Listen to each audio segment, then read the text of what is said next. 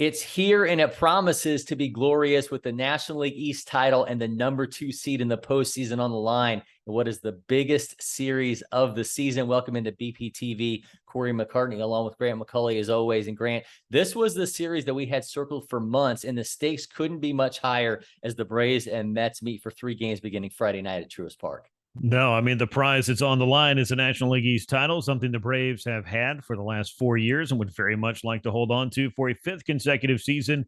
Meanwhile, the way that we got here was a little bit unorthodox. You knew that the Braves were going to be continuing to go back to October. That's the way this club is built now. You knew the Mets had been built to do things that previous Mets clubs had not been able to do.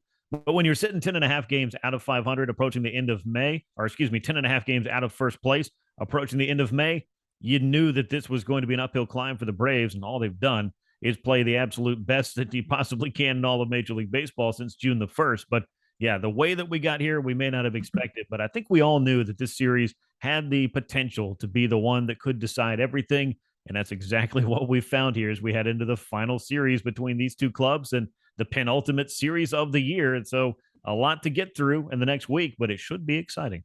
So the Mets can clinch the division this weekend while the Braves can't, but let's go through the scenarios anyway. A Mets sweep and they win the division. The Braves are resigned to that top wild card spot. If the Mets win 2 of 3, it's a 2-game lead with a magic number of 1 going into that final series. If the Braves sweep, they've got that 2-game lead heading into the final series. And if the Braves win 2, they're tied. And the Mets have that all-important season tiebreaker because there's not going to be a game 163 this season. Grant, the Braves are going to need to win at least 2 if they're going to keep that hopes of a 5th straight East title alive. And barring a Mets sweep, I mean, it's going to be scoreboard watching over those final 3 games of the season.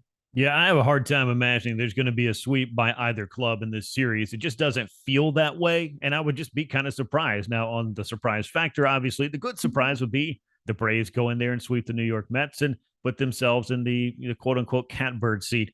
The bad surprise would be if the New York Mets are able to sweep the Atlanta Braves at Truist Park to salt away the division. But either way, these are two clubs that are on track to win 100 games this year. And I do think it's going to happen for both of these clubs. And this is what it all comes down to. And, in this series, with the pitching matchups set the way that they are, with these clubs really looking to peak at the right time. And of course, we know that that's October. The Braves proved that last year. There's just an awful lot to watch, a lot of intriguing matchups, and a lot of fun storylines heading into this series.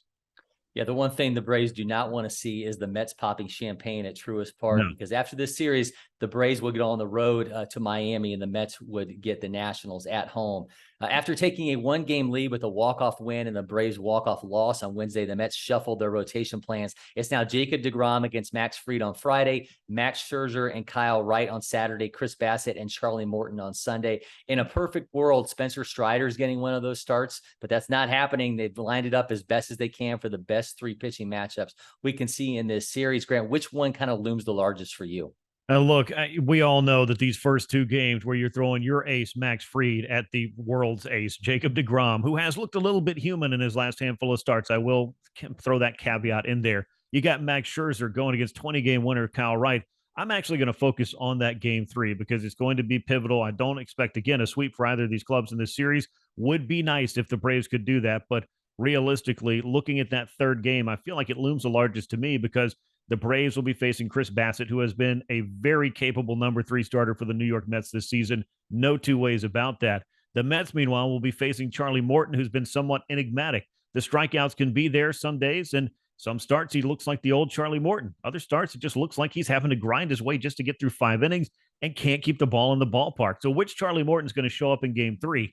The big game pitcher that the Braves signed to help front this rotation along with Max Fried, or the guy that's kind of had those ups and downs, peaks and valleys all season long? Again, if there's ever a time to peak and to have your big moments, this is a series to do it. And a big start from Charlie Morton in this one would go a long way towards helping the Braves accomplish what they need to in this series. He's really been a roll of the dice. And you look at his last 4 starts, he's got a 6.23 ERA. And speaking of 6.23 ERAs, that's exactly what Kyle Wright has against the Mets this season. So to me, when you think about the tiebreaker implications and the Mets front loading their arms, I really think it's all on Fried. I mean, he's sixth among qualified starters with a 2.21 ERA in the second half. He's held Mets hitters to a 2.15 average of 593 OPS.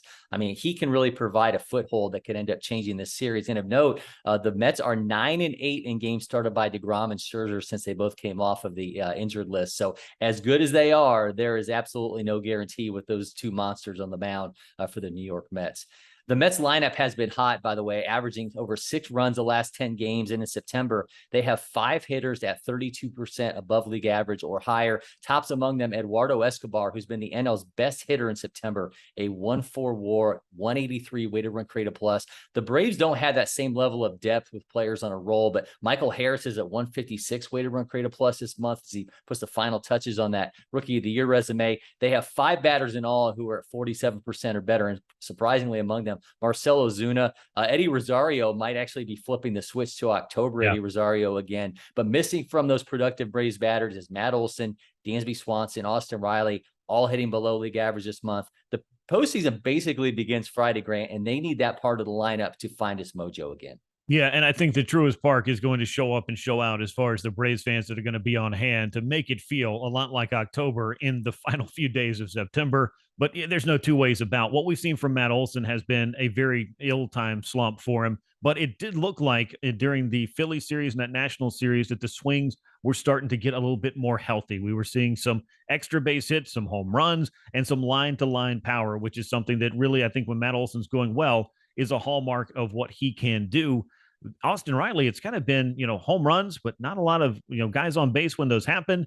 And the hits that he was getting at the crazy rate that he was through the course of the middle of summer have really kind of dried up here, particularly in August and September. It would be a great time for him to turn some things around and help the Braves with some big hits and, continue to be one of the pillars of this club, because that's what they're expecting him to be, most certainly. And for Dansby Swanson, I think that this is a guy that has continued to really help lead this club and help steer the ship, if you will. But you'd love to see him get involved in some big moments again. And offensively speaking, really be able to chip into what is going to be the most pivotal regular season series that you're going to play, the most important that you're going to play. And it all comes down to this final week. So, yeah, those are 3 guys that you got to look at and expect to do big things. But I'm looking at the top of the order. If I'm looking at one hitter to help set the tone for this series, can Ronald Acuna Jr. show up and do the kind of things that he does when he is at his absolute best? Because this is the time where they need him the most. And he has looked more like that guy over the past couple of weeks, and outside of that back injury issue that he was dealing with in Philadelphia. So that's kind of the guy I'm looking at and circling as the trendsetter, tone setter, whatever you want to call it, the fire starter at the top of the order. Yeah, interesting thing with Matt Olson, by the way, he's at 30 home runs now, but when you take in his walks, his strikeouts, the low average that he has on the season, along with those 30 home runs, he's really put himself in, and I didn't think of him as a 3 true outcome guy, but the numbers that he's put up this season have been in line with 3 true outcome gods like Kyle Schwarber, Adam Dunn, Mark Reynolds, on and on. It's just crazy that he's put himself in that kind of a class in this season. Michael Harris II, though, I mentioned putting the final touches on that Rookie of the Year resume, 1 home run from the first 2020 season for a Braves rookie in history. So we'll see if that comes to play this weekend as well. Let's talk X factors in this series. And the Mets had the best reliever in baseball with Edwin Diaz. He leads everyone in Fangraph WAR. He has 31 saves. The Braves bullpen, though, tops MLB and ERA and the NL in WAR in September. The depth of that group, 6 of those guys that are their most utilized relievers have a 2.45 ERA or lower this month.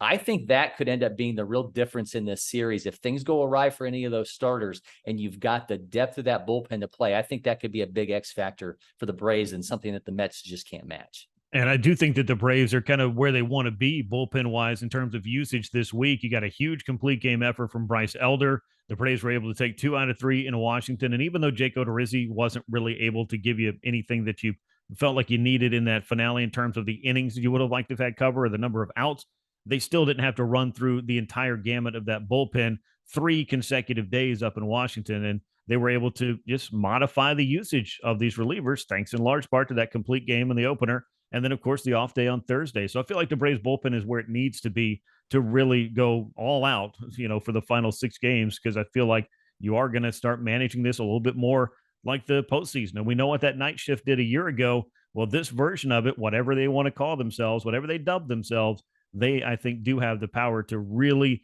stem the tide and really make some big contributions to the Braves. And the starting rotation to get to those guys this year, I think, is in a better place than it was even a year ago when you were trying to figure some stuff out at the back end of the rotation. And of course, by the time they got to the World Series, and it was bullpen games that you were throwing and somehow winning. So the Braves aren't in that position. I think their pitching staff, even though they don't have the Scherzers and DeGroms of the world, has got some very, very capable pitchers. And that's to say nothing of not even having Spencer Strider available for this series.